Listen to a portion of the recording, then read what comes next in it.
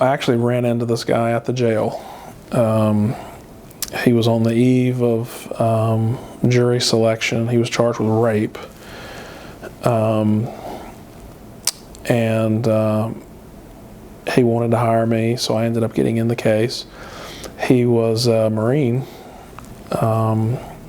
who worked at the recruiting station here in Statesboro. And he had gone out one night and had been drinking, and he ran into a young lady who had also been drinking, and unbeknownst to him had a history of blacking out. Now, blacking out is something very different from passing out. You know, when you're passed out, you're asleep, right? When you black out, I guess the closest thing I could compare it to is like a camera where you don't press record. So when you're walking, you're talking, you're interacting, you're making decisions, your memory is just not recording what happens. So my client ends up going home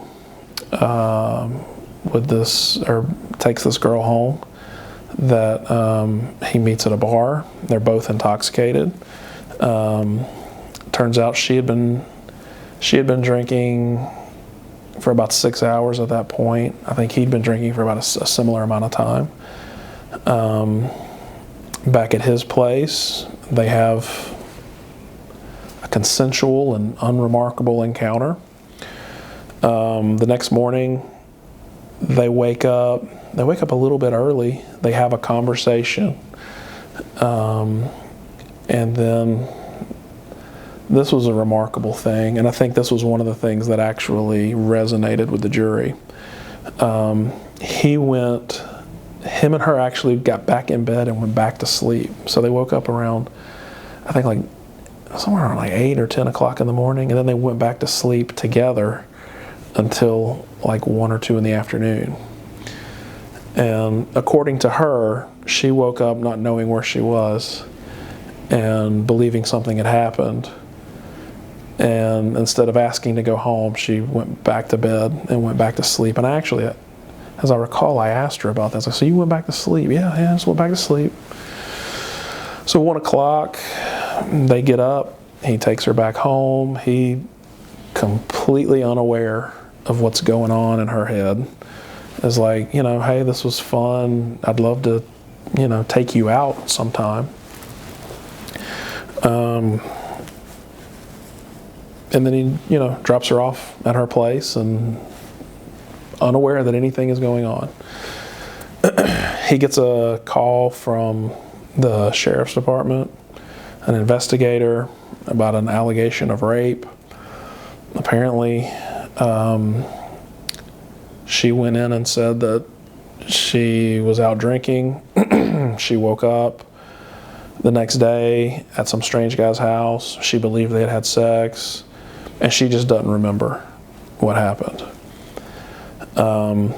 He actually went, he didn't have a lawyer at the time. He went and talked to them, said, I do remember. Yeah, we met, we went home. As I said, unremarkable, consensual encounter. He said there was nothing. And there was no physical evidence in this case that, no bruising or anything like that. Or abrasions or anything.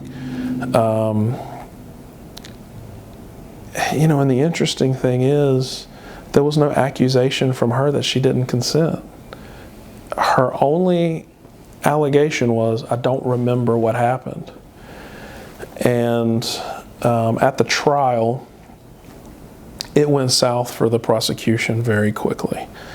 They put her up early, and I learned during the trial, and it seems like you always learn something you didn't know. That's what's kind of exasperating about trials, is as much as you prepare, you always find out something new. In this case, it was good for us. I found out from her Not only did she know what blacking out was, this was not her first time. She readily admitted, and some of the state, at least one state's witness admitted or testified that, when you're blacked out, you're still dancing, you're still talking. This girl actually even tried to go home with a bartender, a male bartender, who had a girlfriend, as I recall, and he wasn't interested, but otherwise he might have been sitting in that defendant's chair at the time. And she doesn't remember any of it. That evidence came out through another witness who was there with her. But yeah, she couldn't say that there wasn't consent. There was no evidence that there was no consent. And, one of the tragic things about that case is that he sat in jail for well over 3 years waiting trial. Couldn't get in bond. That was very frustrating for us. I went to court. He initially had a public defender. I think they went to court and requested bond once. I went to court, I want to say at least 3 times. Like, Judge, this case isn't moving. And a part of why the case took so long was because he had a public defender for such a long time, and then he hired me. And then shortly after he hired me, we had an unprecedented pandemic worldwide that shut everything down. But yeah, that was tragic because he has 2 kids. He missed 3 birthdays for his kids. He celebrated 3 birthdays in jail for a charge that he was ultimately found not guilty of. Very quickly, too. I went back and looked at the time. When you take out the lunch break, I think they returned to not guilty in like less than an hour. That was